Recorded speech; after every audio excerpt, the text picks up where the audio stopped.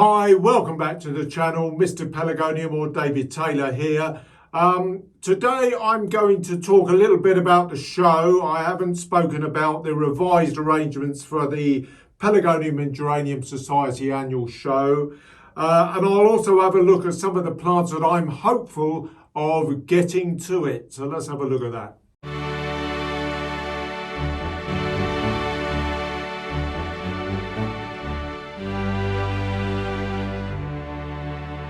Hi, welcome along again on what is really quite a nice, pleasantly warm day. Filming this on Saturday the 17th of April.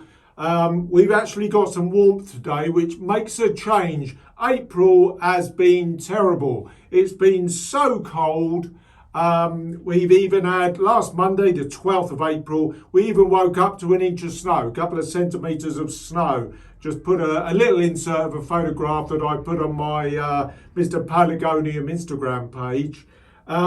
Absolutely terrible weather. It's been so cold. The base air temperature has been really freezing. So even when the sun's out, it has been bright, admittedly, but I haven't had the greenhouse open that much purely because it has just been so cool and cold.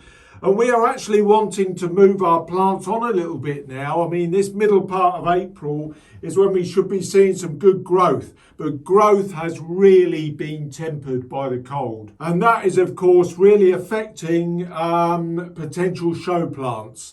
So let's have a little chat about our show. I think many of you will probably know that we originally had to cancel this show that was scheduled for the 19th of June. We were meant to be having an event with Fibrex Nursery, and unfortunately that had to be cancelled. So we are planning to hold our show on Saturday the 26th of June, which is a week later than we've all basically stopped our plants for. We'll talk about that in a moment. But we're hopefully holding the show on the 26th of June. That then is after the date that the government are projecting to be lifting all of the social restrictions. Now, should any social restrictions still remain in force within public venues, then unfortunately we will simply not be able to go ahead with it, primarily because it would be too much onus on the Pelargonium Society to be potentially monitoring people coming into the hall, looking out for exhibitors and all that kind of thing. And it just starts becoming far too complicated. So if we cannot hold a hall show on the 26th of June, we will go back to holding a virtual show. It'll be a slightly different format for it this year. So that will be announced at a later stage. We are obviously hopeful of getting news out about that as soon as possible. But at this stage, we unfortunately don't know. Announcements are probably unlikely to be made until well into May. So I'm afraid it's very much keep your eye on the Pelargonium and Geranium Society website. Now, the address of our show is West Monkton Village Hall, and that is in a small village of Monkton Heathfield, which is just northeast of Taunton in Somerset. Now, this hall has got very easy access from junction 25 of the M5. So it's relatively straightforward to get to. So certainly if you live potentially in the southern half of England or even further afield, if you want to come down to the southwest, very easy access from the motorway. So have a look on the website to see the directions to the hall. And we hope to potentially see you there at the end of June. As I've touched on, the weather has been really cold. So if you say, well, spring is generally from the start of March, the first 6-7 weeks of spring have been freezing cold. And that has had an effect, no doubt, on plants. Because although the weather has been relatively bright and it's been, on occasion, quite sunny, the base temperature has been really freezing cold. And that has lent itself to really slowing up the plants. Now, for instance, I've got a Floribunda here. This is what I intend to show in a Floribunda class, which is a slightly overgrown dwarf class. And my plants are, I would say I would want that to look a bit like that by sort of mid to late March, and we're well into mid-April now. That is 50-50 as to whether that would make a show in late June. So yeah, the plants have been very slow to get away. Now Regals too, again, everybody knows I always stop my Regals very early. And here's an example of about where I would want it to be, and this probably is about spot on for a late June show. It's a Regal, I think this one is one of my own seedlings actually, yes it is. But again, this cool weather has meant that they've not sped on, they've grown just slowly, but these are about where I would want them to be at this point. Despite the fact that we're now, of course, having a show a week later than planned. Now, dwarfs as well, dwarf zonals, these are very small. These are smaller than I would want them now. A little bit of leaf shaping to do there. I'll just nick that one off. But yeah, I reckon these are 50-50 as to whether they're going to be ready at the end of June. And again, it's because of the cool weather. Now, talking of sort of cool weather and stress, because plants get stressed if they sort of get this monumental variation of temperatures, you get the reddening of the leaves, and I have got a good number of them. Let's have a look at one or two, some of these young standards that I've got. Now this is mostly a problem that applies to younger plants, and this is a young cutting. This was taken in the autumn. But they do suffer from this temperature variation more than adult plants, and all my show stock will be getting on for 2 years old minimum, so they are not, they're okay, they're suffering less. Stellas are a bit of an issue with it, and I've got a really, this big old one which I think I showed you before with the red leaves. That's a good 2-year-old plant, but again suffering a bit. And I think it's been made worse this year primarily because it's been quite bright, but it's been basically cold. And that has lent itself to be the real problem. The fact that it has been bright, so the plants are thinking, well, I want to get away. But it's been really, really cool. And they just, they're getting stunted and they're getting stressed. And that's what the red leaves is all about. Now, one thing you will have seen, which I did this past week, is whitewash the greenhouse.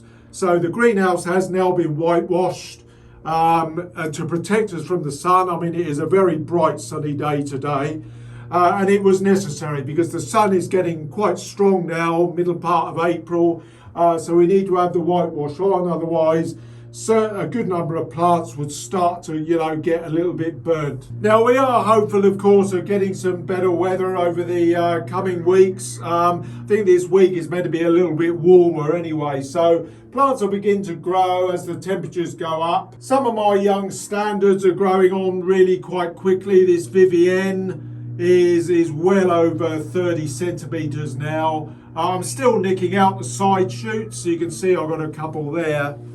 I'll get nice and close, hopefully you'll be able to see that. There's a couple there that'll nick out. I always take flowers off. If you want a plant just to grow, take the little flower buds off, and then it can really focus its efforts into growing rather than flowering. Because flowering, believe it or not, does stress the plant to a certain extent because it has to provide energy in order to flower. So something to think about.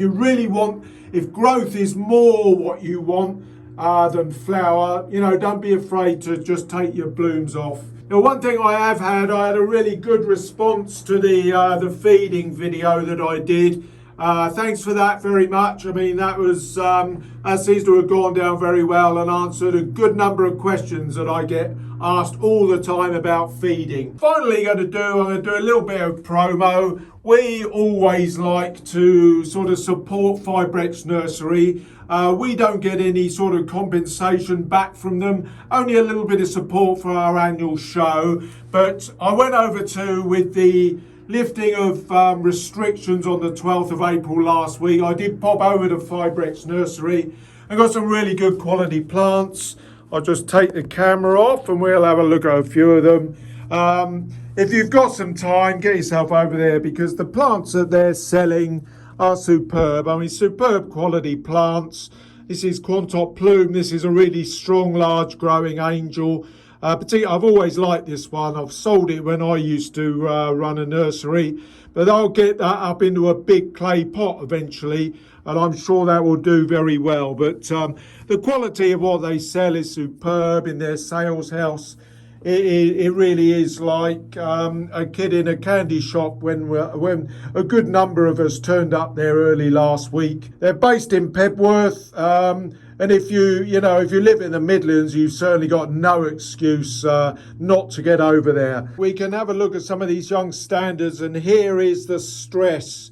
This is stress of growing. I've technically got these on the shady side, primarily because I'm wanting them to reach up. But because it's been so cool, it's actually sort of made it quite difficult for them. Now, the tips, though, are very green and growing relatively strongly. So all these leaves, which I'm leaving on at the moment because there's not too much body to the plant. Very important not to strip leaves when there's not too much other sort of green leaf going on. So it's important to keep those on for the time being. But eventually, as the plant grows and we get more green leaf going on, these reds can be stripped off because they won't ever recover. So it's important to do that. So a little look over. I did have this on my Instagram page. It's a lovely old variety, Miss Burdett Coots. I think this is late 1800s, but so easy to grow. As a beautiful cream tricolour, it really is stunning. Okay, the blooms are relatively simple singles of a sort of orangey colour, but it's so easy to grow. I keep mine in a clay pot so that the water drains out relatively quickly, and it really does grow very strongly. And up here you can see my first Mr Wren flower of the season. This is in this large variegated version of Mr Wren. I'm probably going to clop this back. We're getting to May when I can take cuttings, and I will take a good number of cuttings from the top of this just to level it off to the sticks, probably tie it in a bit and let it grow on. But that's not looking too bad, growing very strongly. Some of my other big boys that are growing along, here's the Stella that I was talking about. This to be 2 to 3 years old. But it's got the reddening leaves. It is by the door, so it probably gets a little bit of draft on it. So hopefully now the temperature's going up, that'll recover. The others are all very strong. This is a giant Prince of Orange. This is in a sort of 12-inch clay pot. Absolutely growing like crazy. That was repotted about 6 weeks ago. Another one, this is Copthorn. Easiest plant in the world to grow. If you want a big statuesque plant, Copthorn thrives on ignorance. Easy and peasy to grow. Red Witch, another really strong growing Stella. One of the early ones, one of the really early Stellas that is. Again, grows like wildfire. Lovely double vibrant sort of orangey red bloom. Love that. And Lady Plymouth. Again, I potted that up into a 10-inch clay pot about a couple of months back, and that's grown on. Kept it very dry. I've given it a water this morning as the weather seems to be turning a bit now. But yeah, that's huge. That's 2 foot across, I suppose, now. And all these big boys will be put outside during the summer in a semi-shaded position. They don't want to be blasted with sun all day. Semi-shaded is fine for them, and they grow very well. And very strong during the summer period. Okay, so I think we call it a day there for now. I've done a lot of long videos lately, so I'm going to shorten this one. In the meantime, like and subscribe. They are quite important. I never usually say these things. That'll really help sort of promote the channel within YouTube. And I'll hopefully see you again very, very soon. Goodbye for now.